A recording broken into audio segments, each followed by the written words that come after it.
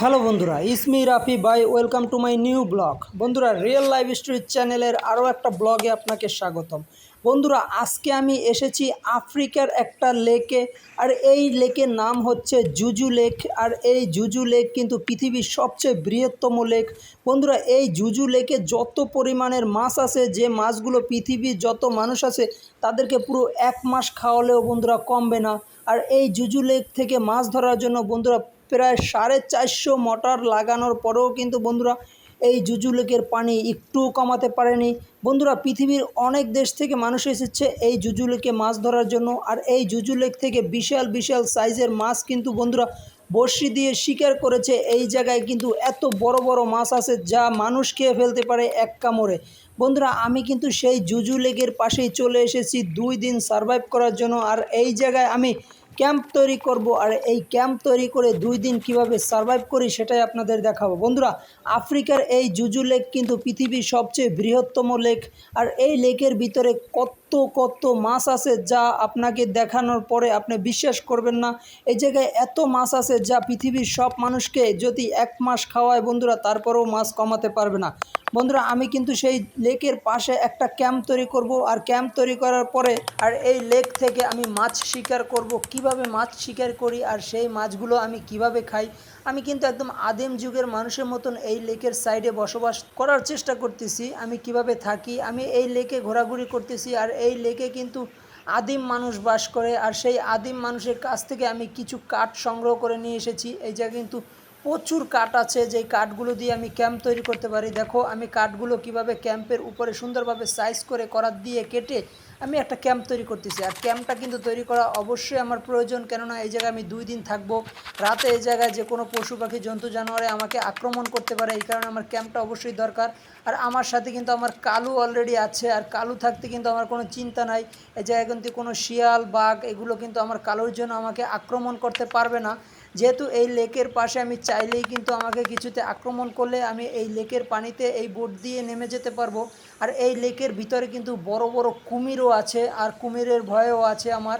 এখন যে দেখতে পাচ্ছ একটা টোপ আমি তৈরি করেছি, এই টোপটা কিন্তু এখন আমি এই লেকের পানিতে ফেলাবো। দেখো এই লেকের পানিতে কিন্তু এত মাছ আছে, আমি টোপ ফালানোর সাথে সাথেই কিন্তু আমার এই যে বড়শিতে কিন্তু মাছ ধরা পড়ে যাবে। দেখো আমি কিভাবে টোপ দিয়ে লেকের ভিতরে বড়শি ফেলে রেখেছি আর ফাঁকে একটু কাজ করতেছি। দেখো আমার যে ক্যাম্পটা তৈরি করতেছি, ক্যাম্পটা একটু সুন্দরভাবে পরিষ্কার করে তারপরে কিন্তু থাকার উপযুক্ত একটা জায়গা আমি তৈরি করতেছি। দেখো এখন আমি ব্যাগের ভিতর থেকে একটা সোফা বের করেছি। দেখো এই সোফাটা কিন্তু আমি মুখের হাওয়া দিয়ে সুন্দরভাবে ফুলিয়ে নিচ্ছি। এটা কিন্তু আমার বেড, আমি এই বেডে সুন্দরভাবে ঘুমাতে পারবো। আরামদায়ক একটা বিছানা হয়েছে আমার।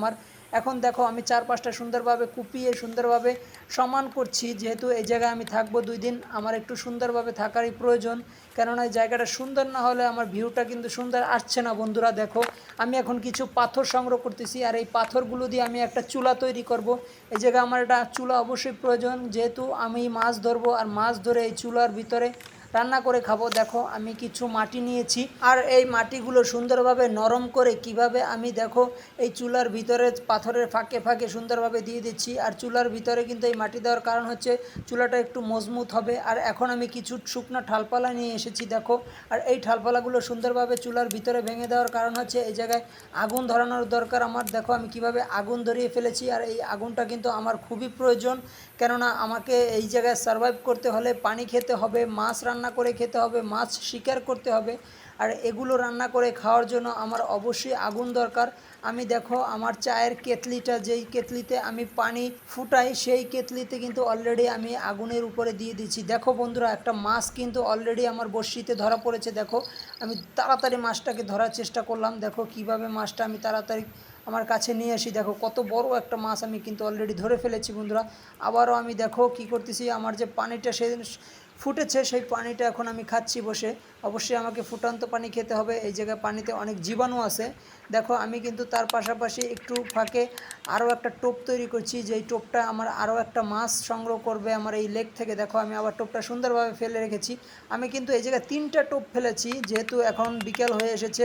রাতে কিন্তু এই জায়গা থেকে মাছ ধরতে হলে আমাকে অবশ্যই টোপ ফেলে রাখতে হবে। সকালে আমি উঠে দেখব মাছ অলরেডি ধরা পড়ে গেছে। দেখো আমি কিন্তু অলরেডি 2টা মাছ এই লেক থেকে শিকার করেছি, আর এই মাছ 2টা এখন আমি সুন্দরভাবে বোটের উপরে রেখে পরিষ্কার করতেছি। দেখো আমাকে রাতের খাবার তৈরি করতে হবে, আমার পেটে অনেক ক্ষুধা লেগেছে, আগুন কিন্তু ধাউ ধাউ করে জ্বলতেছে, আর আমি কিন্তু দেখো মাছ দুটো সুন্দরভাবে পরিষ্কার করে নিয়ে এসেছি। দেখো এখন আমি এই আগুনের উপরে সুন্দরভাবে মাছ দুটোকে ফ্রাই করব, আর এই মাছ দুটোকে আমি ঝলসিয়ে আগুনে খাবো। আর মাছ কিন্তু বন্ধুরা মশলা ছাড়া একদম আগুনে ঝলসে খাওয়ার স্বাদই অন্যরকম, একদম ন্যাচারাল একটা পিওর একটা স্বাদ আসে, কেননা মাছটা কিন্তু একদম তাজা একটা মাছ, খেতে খুব ভালো লাগে। আর এখন কিন্তু আমি মাটি কেটে এই জায়গায় একটা বসার চেয়ার তৈরি করতেছি। দেখো কীভাবে মাটি কেটে এখন আমি একটা পাটের ছালা দিয়ে দেবো, আর এই জায়গায় আমি বসবো। দেখো কি সুন্দরভাবে বসা গেছে এই জায়গায়, আমি কিন্তু খুব সুন্দরভাবে এই মাটির চেয়ারটা তৈরি করেছি। আর এখন দেখো আমি যে মাছটা আগুনে ঝলসেছিলাম সেই মাছটা কিন্তু অলরেডি সেদ্ধ হয়ে গেছে, আর একদম তাজা মাছ সেদ্ধ করে খাওয়ার মজাই অন্যরকম বন্ধুরা, একদম পিওর একটা স্বাদ পাওয়া যায়। যেহেতু কোনো মশলা টশলা নাই, অতটা মজা লাগে না, তারপরও এই জায়গায় বেঁচে থাকার জন্য আমার অবশ্যই এরকম মাছ খেতে হবে। আর এই মাছগুলো খাওয়ার কারণেই কিন্তু আমার শরীরে এনার্জি আসবে, পুষ্টির ঘাটতি পূরণ হবে, আমি আরও একদিন এই জায়গায় সারভাইভ করতে পারবো। দেখো বন্ধুরা আমি কিন্তু আগুন জ্বালিয়ে দিয়েছি, আর আমি কিন্তু এখন পানি ফোটাবো, আমার একটু চা খেতে ইচ্ছা করেছে। দেখো আমি কিছু জঙ্গলের চা পাতা গাছ থেকে কিছু চা পাতা সংগ্রহ করেছি, আর সেগুলো দিয়েই আমি এখন চা তৈরি করব। দেখো চাগুলো খেতে কিন্তু আমার খুব মজাই লাগবে। দেখো আমি কিভাবে এখন আমার বিছনাটা একটু গুছিয়ে নিব, বিছনাটা গুছানোর পরে কিন্তু বন্ধুরা আমি চা খাবো, চা খাওয়ার পরে আমি ঘুমিয়ে পড়বো। আবারও কালকে দেখা হবে সকালে, নতুনভাবে আবারও এই জায়গায় বেঁচে থাকার আমার সারভাইভ শুরু হয়ে যাবে। এখন দেখো রাত হয়ে গেছে, আমি কিন্তু আমার ডিম লাইটটা জ্বালিয়ে দিয়েছি, আর আমার কালু কিন্তু আমার পাশে এসে ঘুমিয়ে পড়েছে, আমিও ঘুমিয়ে পড়বো বন্ধুরা। দেখো এই জায়গাটা কিন্তু খুবই শুনশান বন্ধুরা, অলরেডি দেখো সকাল হয়ে গেছে, আর আমার কালু কিন্তু আমার ঘুম ভাঙামে এখন দেখো কীভাবে একটা হাঁচি দিয়ে আমার ঘুম ভাঙিয়েছে। এখন আমি উঠে গেলাম দেখো, আর আমি যে উঠলাম, আমি যে রাতে 3টা বড়শি পেতে রেখেছিলাম সেই বড়শিতে কিন্তু বন্ধুরা দেখো মাছ কিন্তু অলরেডি ধরা পড়েছে। 3টা বড়শি আমি এই জায়গায় টোপ দিয়ে ফেলে রেখেছি। এই হাওরের ভিতরে কিন্তু বন্ধুরা প্রচুর মাছ আছে, এই যে লেকটা দেখতে পাচ্ছ, এই লেকের ভিতরে এত এত মাছ আছে যা তোমাকে বলে বোঝাতে পারবো না বন্ধুরা। এই লেকের ভিতরে এত এত বড় বড় মাছ থাকে, এত বড় বড় কুমির আছে বন্ধুরা, চাইলে আমাকে ছিঁড়ে খেয়ে ফেলতে পারবে এই কুমিরে। আমি কিন্তু খুব সাবধানে থাকি, আর রাতে কিন্তু যে কোনো টাইমে এই জায়গায় কুমির উঠে আসতে পারে, এই কারণে কিন্তু আমি এই জায়গাটা খুব সুন্দরভাবে একটা ক্যাম্প তৈরি করেছি, যেন কুমির চাইলেও আমাকে না খেতে পারে। দেখো আমার কালু আমার দিকে কিভাবে তাকিয়ে আছে বন্ধুরা।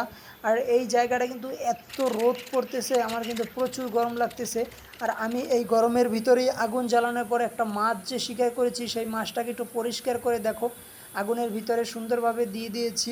আমার সকালের নাস্তাটা কিন্তু এই মাছটা দিয়ে আমি খাবো। দেখো কি সুন্দরভাবে একটা সাইড ফ্রাই হয়ে গেছে মাছটা কিন্তু খেতে এখন খুবই সুস্বাদু লাগবে বন্ধুরা। আর তোমরা যারা এখনও লাইক সাবস্ক্রাইব করো নাই বন্ধুরা, অবশ্যই আমার মাছটা খেতে খেতে একটা লাইক করে দাও, আর চ্যানেলটা সাবস্ক্রাইব করে পাশে থাকো। এইরকম ভ্রমণ প্রিয় ভিডিও দেখার জন্য আমার চ্যানেলের পরিবার হয়ে যাও বন্ধুরা। দেখো নিচে সাবস্ক্রাইব বাটন আছে, সাবস্ক্রাইব করে দাও।